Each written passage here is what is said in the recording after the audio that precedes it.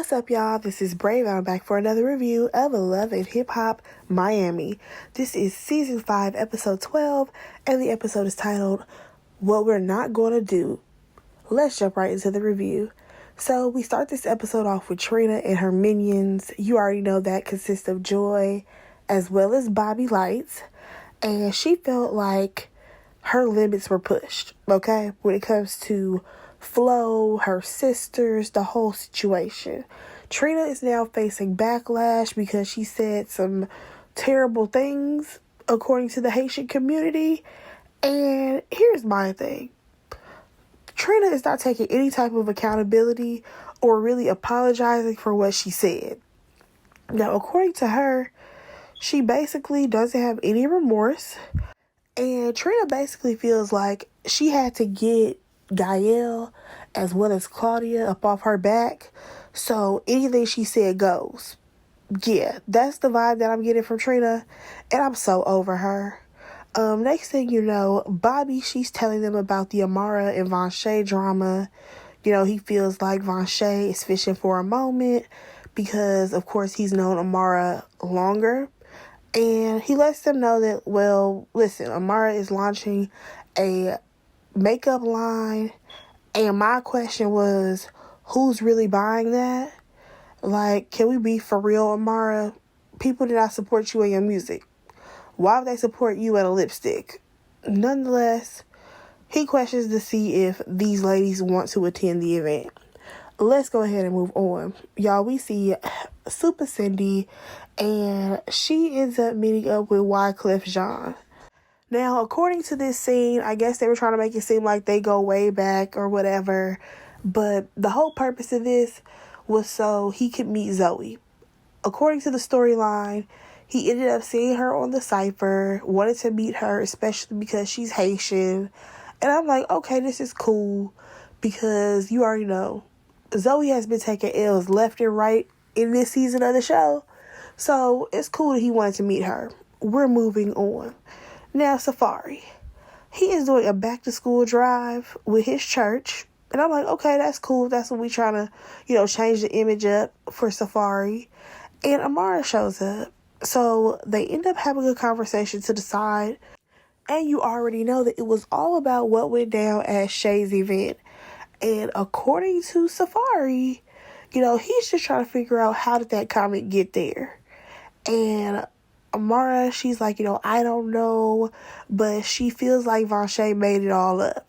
She ends up questioning if Safari defended her. Girl, no, he did not. He just backed away. Like, he did not want any parts of this story.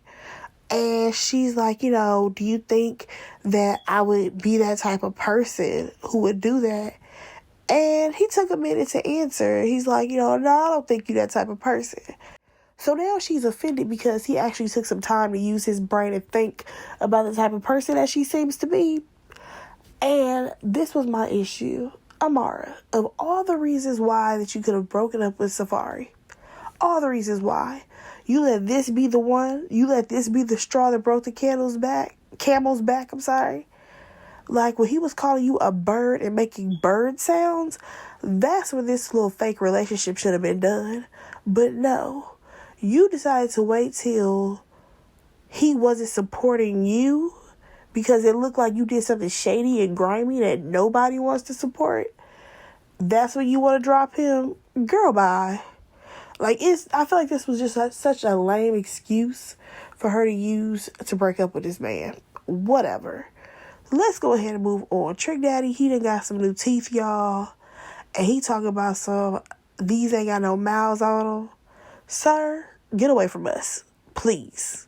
Go away from us with you and your mouth. Nonetheless, after he gets his new teeth or whatever, the twins end up popping up at the dentist's office, and they tell him how they have basically been harassing Trina. Now, of course, they made it seem like, yeah, we performed for Trina and all of this stuff. You did not perform for Trina. You ambushed Trina, okay? Like, I don't know why they are sitting up here lying a tricked face like this. Nonetheless, he tells them again how they have to continue to work under him, and he's going to try to guide them as artists. Moving on. Now, y'all, this right here is where it gets crazy.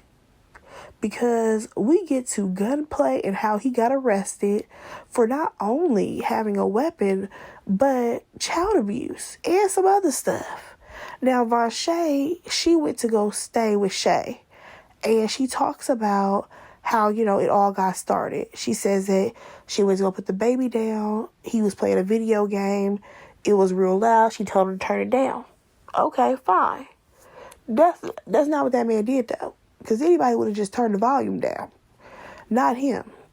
He ended up throwing glasses at her. She was trying to leave the situation.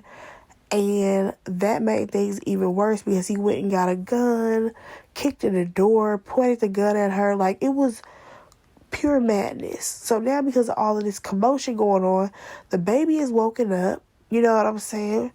And luckily, Vonshay was able to get out of that situation, get up out of that house with her baby, you know what I'm saying, alive. And that's when she ended up, calling the police and everything. So she says that she found out days prior that this man was back on cocaine. I said, well, girl, it seemed like he been on it for a minute. Like, I know you've been saying, like, oh, his drinking. But, girl, it seemed like he has been on drugs for a minute now.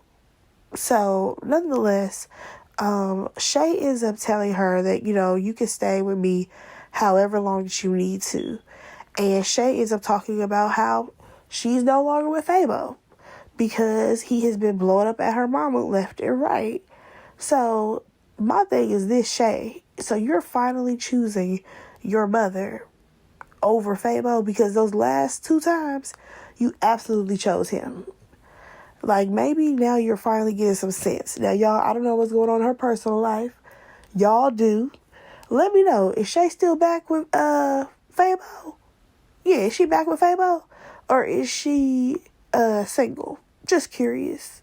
But let's go ahead and move on, y'all. Because now we have to get the male perspective of what they think went down with Gunplay. Safari, Trick Daddy, and Ray J, they meet up. Of course, you got the twins. They're supposedly stressing Trick Daddy out because they don't want to work for real as far as being artists. And I can't lie, I did holler when he was like, he can't have these trifling lookalikes mess up his reputations. I'm like, where do you get this stuff from, Trick? But nonetheless, Safari, he ends up asking, like, hey, has anybody talked to Gunplay? And Trick Daddy, he says that he actually knows somebody who works down at the county. And they even have, like, the gun that this man was waving in this lady's face, okay? Baby boy is definitely going to jail for some time, okay? So, Trick Daddy, he already knows this man's back on dope. This man's back on drugs. There's no way you can tell me that he's not. Because Trick has already been down that road before, okay? Trick has had, his drug problem. Now, I will say this. Is Trick off drugs, y'all? Because y'all remember, like, that was a part of, like, his storyline. I want to say, like, season 1 or season 2 where they wanted him to, like, get off the drugs. Is he clean now? I'm just curious because it seemed like he might be. But, like I said, Trick has already lived that life before. And he feels like, no, we cannot be sympathetic to Gunplay. At the end of the day, we need to tell him that he's wrong. And, like, you are back on some BS. And it ain't cool. And I must agree with him. Because Gunplay has been through this for year in, year out. What are we sympathizing with you for? Absolutely not. Especially once you put a gun in front of that girl's face. And you threaten your kid and all that. No, that ain't gonna work. Now, Vonshay is actually brought up by Safari because he's like, I wonder how she's doing. And he goes on to tell the guys about the last time he actually saw Vonshay and how it was all that drama at Shay's event. So now, of course, this circles back around to the fact that everybody made it seem like he was the issue with Amara, where really Amara was the one that was a hot mess this whole time. Now, y'all, I can't even knock that man for saying that. Because Amara has been a hot mess this season. She's been getting into it with people left and right. The people who she swore was her friends, that's who she's falling out with. And honestly, it has nothing to do with Safari. Safari is over there living his best life while she over here acting up. But let's go ahead and move on, y'all. We get to Sukihana. And I must say, she looked really, really good at this photo shoot. It's going to be for Galore magazine. And Super and Cindy, she shows up so they can have a conversation. I thought this was extremely random and extreme production because there's nothing that Suki and Cindy have to talk about. But nonetheless, you know, Cindy is just trying to get to the bottom of the fact that, girl, you've done millions of interviews before. Why did you react that way to mine? Now, according to Sukihana, she says that all those other interviews are irrelevant because the other shows don't have a responsibility like Cindy does.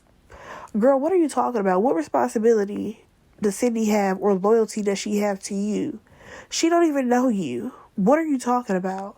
So, next thing you know, these girls are arguing, okay? Because Cindy, she's like, you know, you'll never treat me like that again. Suki feels like you ain't gonna ever talk to me like that again. And I don't even know how it escalated. Like, I really don't. Because you had Suki yelling about how this girl ain't from the hood. Cindy's response is, oh, so I'm supposed to be ratchet like you.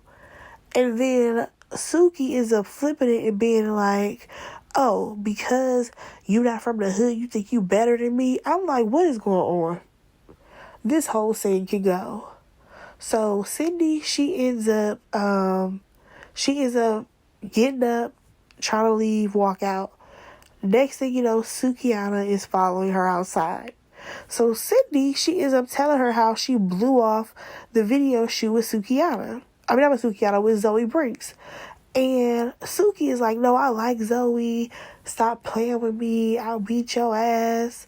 And I'm just like, well, how is she playing with you? You did miss the shoot. Like, Suki, go sit down somewhere. Y'all, I don't think Suki needs to come back next season. I'm going to be completely honest. Actually, I think Miami needs a full shakeup. A complete shakeup. Half of these casts can actually go. Trina and her minions, we don't really need. Maybe you could bring Bobby, you know what I'm saying, in a little bit just because he does kind of go in between cast members. But Trina and Joy, they can go. Trick Daddy, he can go. Him and those Bopsy twins that he done picked up, the ghetto twins, whatever, they can go. Ray J and Princess, they can go. Gunplay, absolutely off the show automatically. I don't even mind Vanshay, because technically she got a storyline. Who else is on this show? Flo and her crew, they can go. I don't know. I just feel like Miami needs a full shakeup. And we need to get rid of half of this cast. Now, speaking of getting rid of the cast, another person that can go is Amara. So we actually go to her event. Eliza, she shows up to support Amara. Eliza, she can go as well. And they talk about how Amara has broken up with Safari. You know, Eliza, she feels like Vanshay is the one who made those screenshots up. And she's sticking by Amara's side. Now, Amara, she said something along the lines of she hopes that Vanshay will reevaluate her life choices. And I'm just like, but girl, you pretended to date Safari. So I think both of y'all can reevaluate your life choices. Relax. Don't be trying to go too hard on this girl, especially considering what she just went through. Relax, Amara. Nonetheless, Zoe ends up showing up as well as Flo and her crew. So Trina, she gets there, of course, with Bobby and Joy because she can't go anywhere without them. And Bobby starts spazzing at Amara. Like, oh, why would you have these people here? We just got into it with them. Sir, how did she even know that? Like, how would Amara know that you got into it with Flo? Because y'all don't even hang out like that. Back up off of her like that. I don't even like Amara. But Bobby, she did not need your hot breath blowing all up in her face. Go sit down somewhere. So Amara, she basically, you know, breaks all of this foolishness up before it can get started. And I must say, I agree with her. these two women have an issue. Let them go have a conversation privately, and we can let that be that.